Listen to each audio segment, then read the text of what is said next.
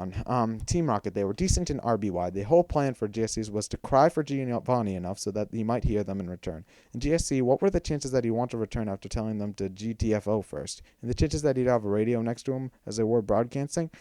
In HGSS he would have, but Giovanni told Red he'd focus on bettering himself in the fame checker. It's a mess up for the respectable character Giovanni used to be. Cry enough so that Giovanni would hear them in return? No. I'm not sure what game you were playing, but I'm pretty sure this was in Team Rocket. These were the Team Rockets that were chopping off Slowpoke tails and selling them for money. This was the Team Rocket that was hijacking lakes in order to evolve the worthless Magikarp into kick-ass Gyarados. This was the Team Rocket that took over an entire freaking radio tower and was tried to contact their old leader. It's not so much of a matter of crying. It's a matter of trying to prove themselves in a sort of father and try to oppress their father figure. I had got much more. The Team Rocket from GSC left much more of an impression on me than the Rocket from RBY. I don't even remember what they did.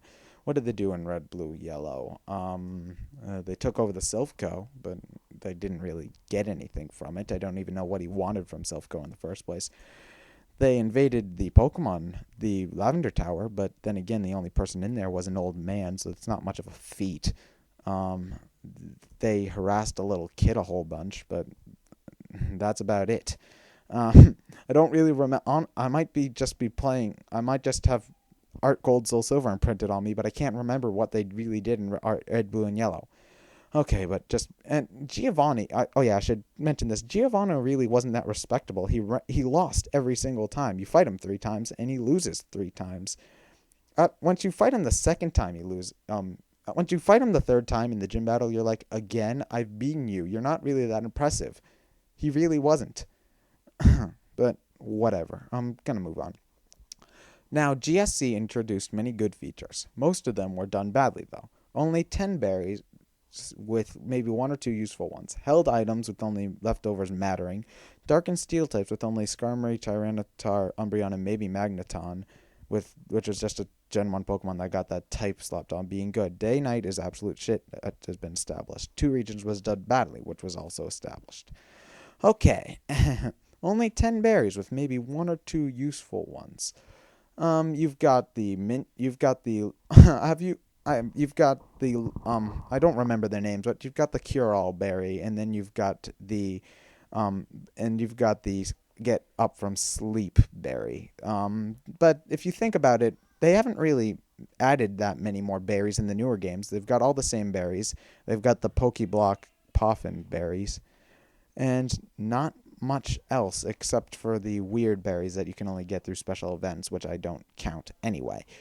But yeah, held items with only leftovers mattering. Go to a Pokemon forum, any Pokemon forum, and say that leftovers is the only good held item. You will get your ass kicked out of there by the Pokemon nerds faster than you could say Gen 4 is awesome, or anything really. There are tons of held items that are awesome and useful. The Chestoberry Rest combination, I assume that's useless. There are plenty more examples, but I don't want to waste my time talking about them because I'm already droning on for a good 15 minutes already. So let's just continue. Day and Night has been established, and I can understand why you don't like Day and Night, but it was innovative, you could say. And I wouldn't say it's absolute shit. Oh, you have to wake up early one morning to catch a Pokemon. Oh, boo-hoo. So honestly, the Pokemon changes really aren't that big of a deal. Only a few Pokemon are changed whether it's day or night, so I don't see why you're complaining so much. 2 regions was done badly, also established. I refuse to believe that. Honestly, if you can tell, 2 regions has never been done again. But if you think about it, for all of that, you were able to stuff 2 full regions.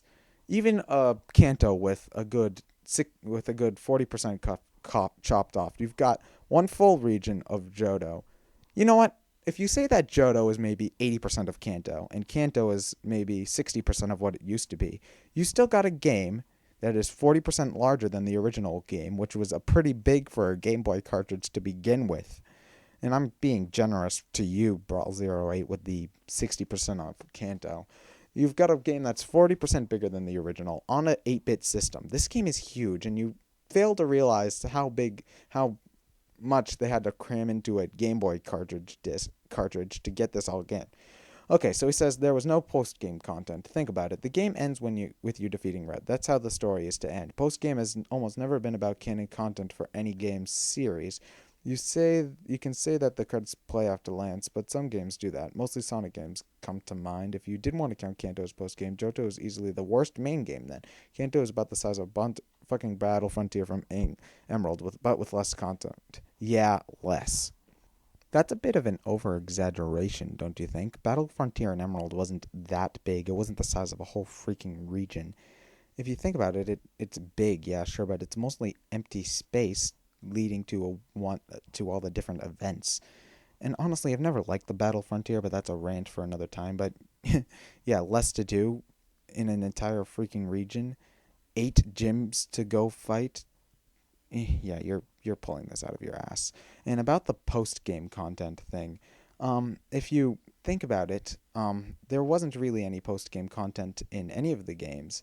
There wasn't any post-game content in Red, Blue, and Yellow. Until Emerald, there wasn't any post-game content in that series other than a few of the legendaries. There was post-game content in Diamond, Pearl, and Platinum, sure, but it wasn't really anything new. It was pretty much just the Battle Frontier and a few other assorted stuff that really doesn't matter. The fact that they have... so complaining about no post-game content is kind of ridiculous. And the thing is that the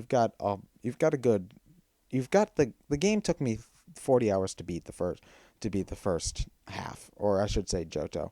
And I'm slow, but it took me another 30 hours to beat Kanto.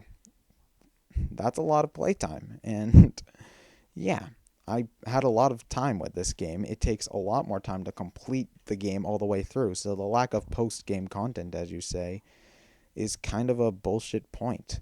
And honestly, the post-game content has always been about the multiplayer battling anyway. So there's plenty to do for that in Gold, Silver, Crystal. So anyway, yeah, that was the end of his essay that proved that it was shit and cancer. Does it work? No. And this is why. This is my comment. Keep in mind that most of this is opinion-based. You think the Pokemon are worse. You think Day and Night sucks. You think the region sucks. When it comes to the facts, though, you say that Johto region is small, but it really isn't. Look at the Kanto and Johto maps. You'll see that they are roughly the same size. True, some of the caves and dungeons are smaller and gone, but I found most of these really tedious to go through. And they are. Point stands for itself. Let's see his response. Looking at the maps does nothing. Best example is HGSS's map. Melt Silver looks like it's pretty far away from New Barktown on the map. In reality, it's only 17 steps away using a walk-through walls cheat. That doesn't make sense in the concept of the game. Now, true, the program for the game might be right above New Barktown, but if you were to think about it from the game standpoint, you had to go up all the way Route 27 and Route 28, all the way up the route, which is a pretty long route, by the way, in order to get to Mount Silver. And so, well, the code for Mount Silver might be right above New Barktown and might be right above New Barktown. If it was actually there, you went all the way up Route 27 and went out, you'd be in nothing. Where geographically Mount Silver is pretty far of New Barktown. So where it is in the code isn't actually where it is in the map. And so from a map standpoint, yeah, they're about the same size. Sure, it doesn't have as many dungeons, but nobody likes the dungeons anyway, so I failed to see that as a plus. Anyway, it's a fact that day-night limits what the player can do. Unless you think separating Pokemon by time period offers some sort of freedom, I don't see how that would be possible. Statistically, a lot of Gen 2 Pokemon were really bad, like weakest in the franchise. Day-night, it does not give you more freedom, but it gives you a sense that you're actually in a world as opposed to just a bunch of code. Honestly, there's no reason why you should be able to find Pokemon that are from one time, nocturnal Pokemon in the daytime and daytime Pokemon in the nighttime. And honestly, there are only a few Pokemon that are affected by this at all. You make it sound like it's a big deal, and really it's not. The only ones that can really come into my mind are some of are Misdreavus and Murkrow, as well as Ladybug and Ladybug Spinarak. Oh, boo-hoo. And statistically, a lot of Gen 2 Pokemon were really bad, like weakest in the franchise. This is my reply. Or maybe statistically, a lot of the Pokemon in the newer games are overpowered. There's a reason for the lower stats of the Gen 2 Pokemon. The way the individual values worked changed between 2nd and 3rd Gen, making a lot of Pokemon weaker as a result.